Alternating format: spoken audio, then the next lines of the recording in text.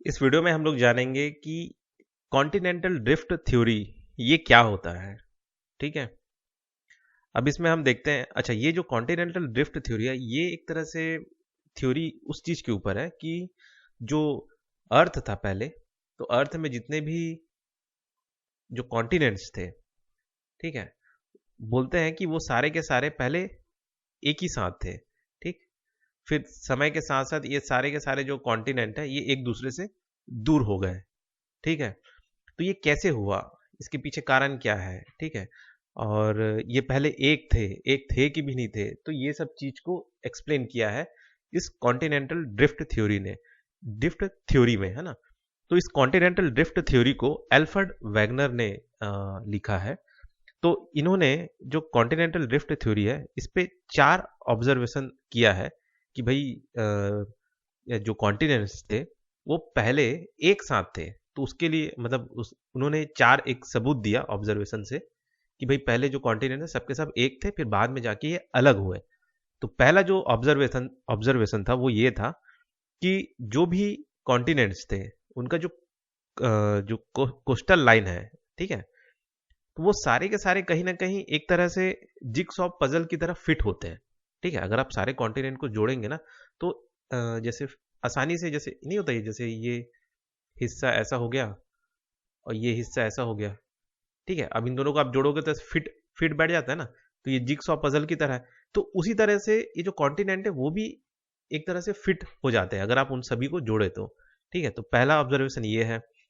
दूसरा ऑब्जर्वेशन उन्होंने ये किया, अल्फ्रेड वैगनर ने, कि जो एज ऑफ रॉक है, मतलब इस कॉन्टिनेंट के जो किनारे में जो रॉक पाए गए और इस कॉन्टिनेंट के किनारे में जो रॉक पाए गए, या फिर इधर पे जो भी रॉक पाए गए या इधर पे, इन दोनों का जो एज है वो दोनों का सेम है, ये देखा उन्होंने।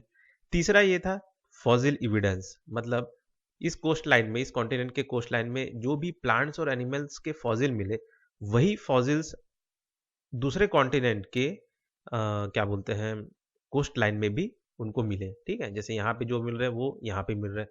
तो ये हो गया इनका तीसरा एक तरह से इविडेंस। चौथा एविडेंस इन्होंने ये देखा कि जो ग्लेशियल एविडेंस है, ग्लेशियल एविडेंस मतलब जब ग्लेशियर जो होता है, पहले बर्फ जो था वो पिघलने की वजह से जो जिस तरह का लैंड पैटर्न जमीन में फॉर्म हुआ, तो जिस तरह का लैंड पैटर्न इस कोस्टल एरिया में फॉर्म हुआ उसी तरह का लैंड पैटर्न इधर पे भी मिला। तो ये 4 ऑब्जर्वेशन अल्फ्रेड वैगनर ने किया, और इसी एविडेंस के बेसिस पे उन्होंने कहा कि भाई पहले जो कॉन्टिनेंट्स थे सारे के सारे एक साथ थे, फिर बाद में वो सारे के सारे एक दूसरे से अलग हुए। ठीक है। अल्फ्रेड वैगनर का मानना था कि पहले जो एक ही कॉन्टिनेंट था, पेंगिया करके, ठीक है, जिसको मैंने आपको ऑलरेडी बता चुका है। ठीक है। और एक ओशियन था जिसका नाम था पेंथलासा। ठीक। और जो कॉन्टिनेंटल क्रस्ट था उसको इन्होंने माना कि सियाल रॉक का बना था, वो SIAL, सियाल रॉक का। और जो ओशनिक क्रस्ट है जो उसके नीचे होता है वो बना था सीमा रॉक का। ऐसा इनका मानना था।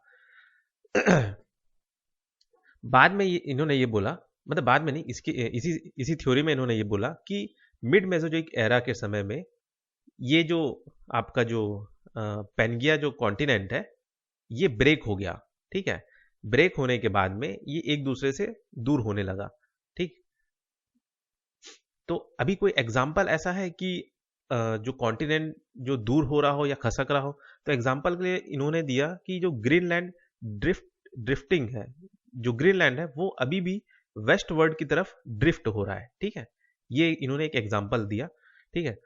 अब ये जो कॉन्टिनेंटल ड्रिफ्ट थ्योरी है इसको एक्सप्लेन करने के लिए, या फिर इसका जो डीमेरिट्स है वो क्या है, ठीक है, तो इनसे जब पूछा गया कि भाई अ, ये जो कॉन्टिनेंट है जो ये मूव हो रहा है इधर इधर या इधर, ठीक है, तो ये मूव क्यों हो रहा है, इसका ड्राइविंग फोर्स क्या है, तो इन्होंने क्या जवाब दिया कि जो सन और मून का जो ग्रेविटेशनल फोर्स है उसकी वजह से ये जो आपका जो कॉन्टिनेंट है वो एक दूसरे से मूव हो रहा है।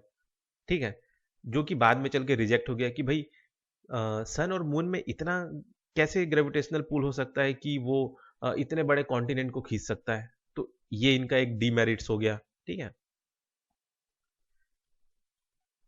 ठीक है। तो ये इनका एक डीमेरिट्स हो गया। इन्होंने एक तरह से हाँ, दूसरा चीज इन्होंने ये बताया था कि जब इनसे ये पूछा गया कि जो अर्थ में क्या बोलते हैं अर्थक्वेक क्यों आता है, या वॉल्केनिज्म क्यों होता है, या माउंटेन बिल्डिंग प्रोसेस कैसा होता है, तो इन्होंने क्या बोला कि जो अर्थक्वेक होता है वो होता है जब ये सियाल जो है, जब सीमा के ऊपर फ्रिक्शन होता है। जैसे ये जो सीमा है, ये जो एक तरह से ये जो सियाल है, ये क्या है आपका कॉन्टिनेंटल क्रस्ट है, और ये है आपका ओशनिक क्रस्ट। तो ये जो जब ये कॉन्टिनेंटल क्रस्ट ओशनिक क्रस्ट के ऊपर जब सियाल सीमा के ऊपर फ्रिक्शन होता है, तो इसकी वजह से जो कंपन होता है, यही आपका अर्थक्वेक क्रिएट करता है। तो ऐसा क्या बोलते हैं एल्फ्रेड वैगनर ने कहा। फिर जब उनसे पूछा गया कि वॉल्केनिज्म क्यों होता है, तो उन्होंने कहा कि जब सियाल सीमा के ऊपर जब फ्लोट होता है, तो क्या होता है कि ये जब सियाल सीमा के ऊपर फ्लोट होता है, तो सीमा के ऊपर कुछ क्रैक आ जाता है, जहां से क्या आता है बाहर, लावा बाहर आता है। तो यही वॉल्केनिज्म का कारण होता है। ठीक है। फिर इनसे पूछा गया कि जो माउंटेन बिल्डिंग प्रोसेस होता है वो कैसे होता है, तो इन्होंने कहा जब सियाल सीमा के ऊपर जब क्या बोलते हैं मूव होता है, तो ये क्या करता है कि ये जो सियाल है ये इसके ऊपर जैसे ही मूव करेगा तो इस सीमा को स्क्रैच करेगा, तो इसमें जो सेडिमेंट इकट्ठे होंगे वो ऐसा उठ के माउंटेन बिल्डिंग प्रोसेस होता है, मतलब माउंटेन बनाता है। ठीक है। ये जो प्लेट है, जो सियाल प्लेट है, ये मूव हो रहा है सीमा के ऊपर, तो इस सीमा को स्क्रैच करके इसमें से जो सेडिमेंट्स है वो इकट्ठा होके ऐसा उठ रहा है।